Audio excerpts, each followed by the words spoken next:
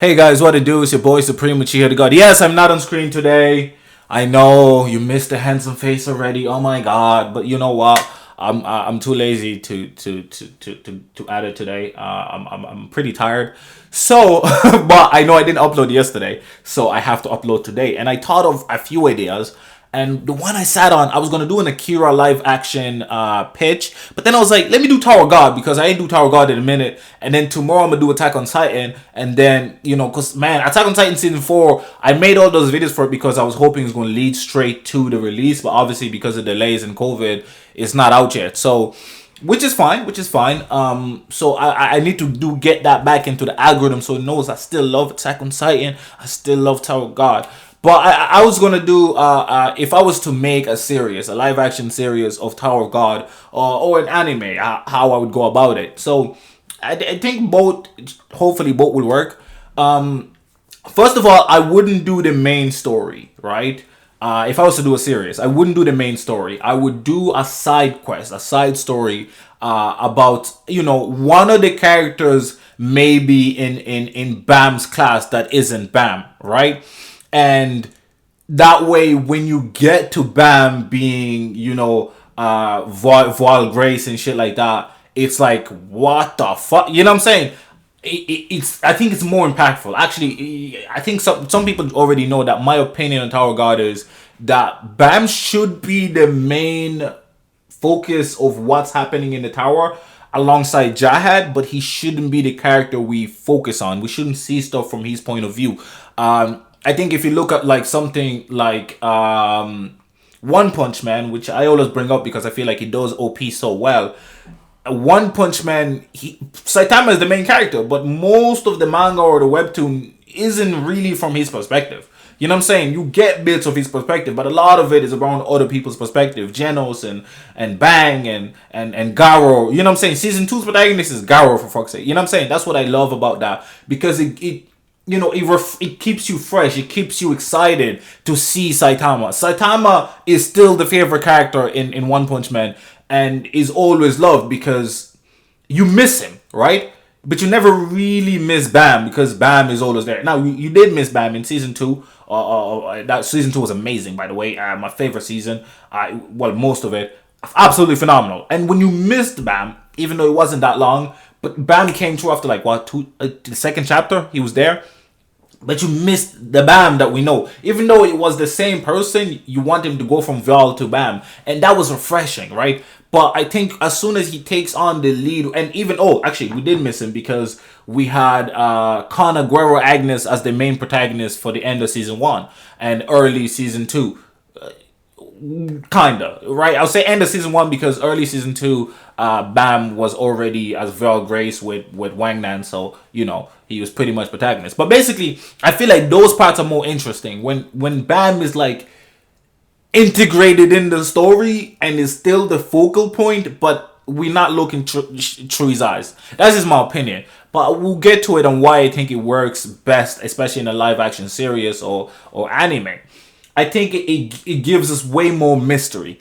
I think, especially when it comes to irregulars, there's a lot of mystery surrounding them. And I think it's better if we don't see how Bam gets stronger. I think it's more intriguing if we don't see how Bam gets stronger. I think it's less frustrating if we don't see how Bam gets stronger. Because it just feels like, it feels very cheap a lot of the time. And I know that these characters are born with almighty power. But, it's weird. In Naruto, when an Uchiha is born with almighty power, it never feels cheap.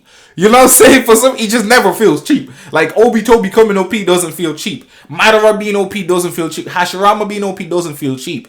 Because they're not always there. You know what I'm saying? It's a lot of he say, she say. It's a lot of like, I heard he did this. Even the Flying Raijin, one of the most OP things. There was like a reason behind that. How he developed somebody else's move and just made it better. And stuff like, you know what I'm saying? It makes sense. I don't know. It feels like, ooh. You know what I'm saying? It feels like, ooh. I don't know if that made any sense. But anyway, let's get on to live action. Okay, so my story would focus on, yes, I know you guys are probably sick to death of it, Wangnan. Why Wangnan? Because Wangnan is so useless that I think it's super interesting to view, and he plays a key role. It definitely, because I wouldn't just put it to some random character that has no interactions with Bam. You know what I'm saying? Because you need a character that, has a key, is gonna meet Bam in key scenarios, in key places, right?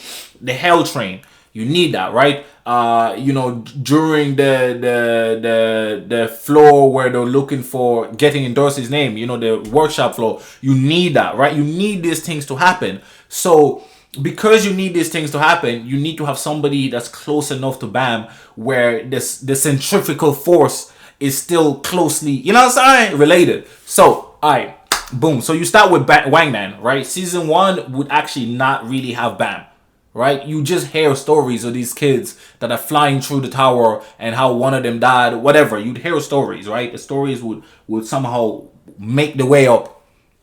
Okay, so they were like, oh, there's a new irregular, but I don't know, supposedly he died, blah, blah, blah, blah, blah. And then there's fog and stuff like that. So we start off with Wangnan and how he loses one of his teams. We're only going to choose one of his teams, right? It could be the team that we see get burnt by the girl. That actually could make it way more interesting. Because, okay, let's say they climb up.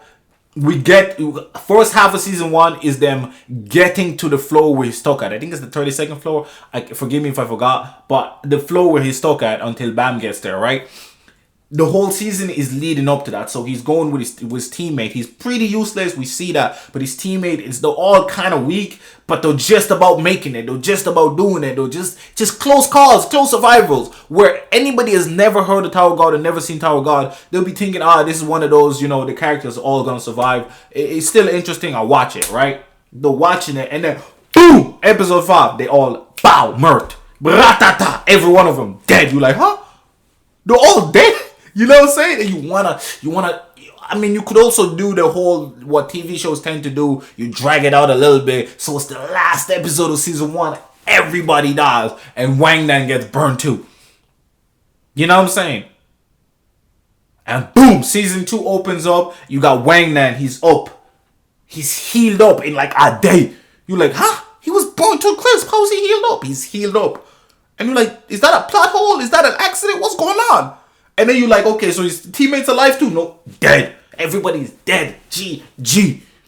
And we'd keep it short, like 6-8 episodes a season. You don't need too much. You know what I'm saying? And we talk about within that first season, we discover about the ring and how he's supposedly a prince. So his keeper called him a prince, and we can even begin of the episode with him being thrown, being given away, and boom, boom, boom. In season 2. He missed Val Grace. You know what I'm saying? And again, it's mainly focused kind of like what the season 2. I think season 2 was perfect, essentially, for the most part. We don't see Conor Guerrero's parts as much and stuff like that. Conor Guerrero, they all come true. And, I think you see Conor Guerrero and you see other stuff, but it's never going to be like, okay, this is Bam's perspective. It's always going to be like somebody else's. So in season 2, the second protagonist will be Conor Guerrero Agnes, right? And it's the two of them will be that he'll be the second protagonist while Wangnan will be the first protagonist. You do most of the workshop essentially exactly how it is, right? You have to show the Rand versus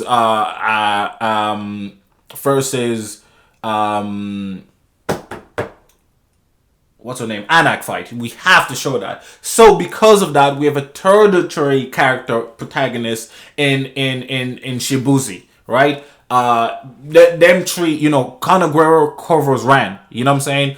And Shibuzi covers Endorsi and Anak and all that, right? And a lot of people don't think Bam's team is OP and the strongest. I actually think Shibuzi's team is stronger because they have Endorsi. Well, not anymore because Bam is fucking broken. But during the time, I think like Endorsi, Anak, and Leroy. Come on, bro. And we still don't know how strong Leroy is. Like, dude ain't never been hurt once.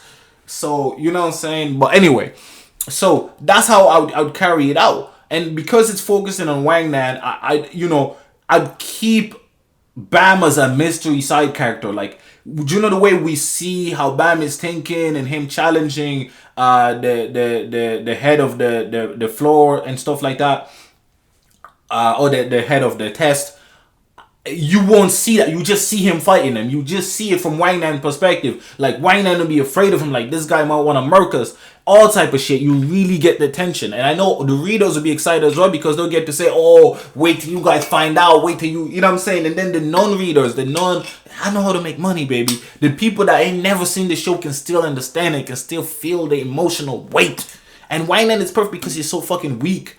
You know what I'm saying? But manages to survive. And because he keeps surviving these dead scenarios, you'd be like, there must be something up with him. And just to really push it in, and we're going to end season 2. I think we have to end it probably before Wang gets stabbed in the heart. Because it'd be a long ass season otherwise. But because since not everybody is fully included, yeah, it'd be interesting. Because I think with season 2, what we could do with it is basically have we can have Wangnan. We can have like Wangnan be sorry, not Wangnan. We can have Conor Guerrero be introduced as people looking for Bam, right? And let's say halfway through this, like so we'll have them introduced pretty early, like pretty early when Wangnan meets them. Like super early, we'll have them introduced and they're looking for somebody. And you're like, who are they looking for? You know what I'm saying? And they're going to keep a mystery around Shibusi and them, but they're like really searching. And it almost looks like they're trying to kill the person they're looking for because they're so aggressively looking for him. Where is he? Boom. Beating people up. Fucking doing research. Doing all type of shit. All of that. Right? Rachel, you're going to be thinking, what the fuck? Where Rachel at? How we going to know about Rachel? That's the beauty of it, baby. That's the beauty of it. Flashbacks, baby. We gonna find all that shit out later seasons, baby. Come on, I'm feeding them. I'm feeding the streets. Well. So, slowly but surely we get to learn these things. Slowly but surely we get to, Bam starts opening up a little bit and he really likes them. You know what I'm saying? And he saves them. And then when he goes off, he goes off and Wangnan and them pull up to try to help them get the devil's right hand and all that shit. Like, all those things still happen. But season 2, man, how do I end season 2? That's my only worry. Ending season 2, I think I would end it. I'd have to end it when they get to the workshop. I'm not gonna lie. When they get to the workshop floor, I'd have to end it. And then the workshop floor has to be its own season. Like, that shit is phenomenal. That shit has to be its own season. Completely its own season. So season 2, you won't have the cliffhanger. Season 2 will end it as soon as they get to the workshop, essentially. So most of season 2, I'd half it, man. Fuck that. I'm halving it. Half of season 2 will be doing the test with Bam. The other half is getting to the workshop and doing the workshop. And then we'll end it maybe on the battle. Just to end it on a high, we'll end it on the battle between Anak and Ran. You know what I'm saying? And we'll flesh them out throughout that season so that when that fight comes true, we'll toot them up. We'll toot them up to be so OP and broken because, again, people ain't know that people like Conor Guerrero are a beast. People don't know that people like Dorsey is super beast because we're not seeing everyone's perspective, right? So when you see Ryan and Anak fight, you're like, oh my God.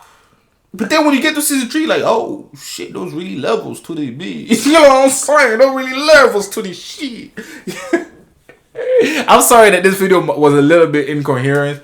I just wanted to have fun with it and just have a discussion, really. What do you guys think of that for a TV series? And as Wangnan as the protagonist. Or would you prefer, I need my Bam as the protagonist, god damn it. But I don't know, I feel like that would work both as an anime and as a live action really well. I think even better as a live action just because, avoiding certain characters early ensures that your budget isn't fucked. You already know how they be doing CGI in these shows. On The Mandalorian, they do great, you know what I'm saying? But we can't have Disney do it because they're gonna PG everything too much, we can't really have that. That's too PG unless they change it up to they have 15 plus versions or 16 plus version. Like, I don't know. We gotta see the burnt skin. You know what I'm saying? But yeah, although I feel like you could probably do Tower God pretty PG for the most part and it still be great. But yeah, that's my thoughts. That's, I think, a rough way that I'd make a TV show out of Tower of God. And maybe I'll talk about, I don't know, I try to avoid making too many theory or like how to fix stuff when it comes to Tower of God, because the lore is so fucking confusing and so long. And if I forget some part, I don't know, I'll feel like, damn it, I forgot this part, I forgot this. So that's one of the reasons why I just said I'd focus on Wangnan, you know, for you know, all of it. Or I'm so stupid. This should have been my initial thought. We could do it like Black Mirror. Even better, we could do it like Black Mirror and then have Bam be the central point of every episode. So all of these, you know, either they're in close proximity, or they hear about him, or they meet him directly. You know what I'm saying? So every episode you can have like a different flow, a different person in that flow. Somebody that fails in that flow, somebody that succeeds in that flow, somebody that dies in that flow, somebody, you know what I'm saying? That'd be beautiful. That'd be beautiful. And even like the chapter where Bam gets betrayed by Rachel when they're underwater. That episode, I'd actually put the main character as maybe either Shibusi or even one of the monsters that they're fighting. You know what I'm saying? That'll be amazing. You know what I'm saying? You can, oh my days, that'll be genius. Actually, that's the better idea. I'm sorry, I'm stupid. It's been the boys from Shit God. Make sure you leave, like, comment, subscribe. Out. I got friends now. You ain't know, but I got friends now. I'm balling out with my friends now. You ain't know what I got friends now.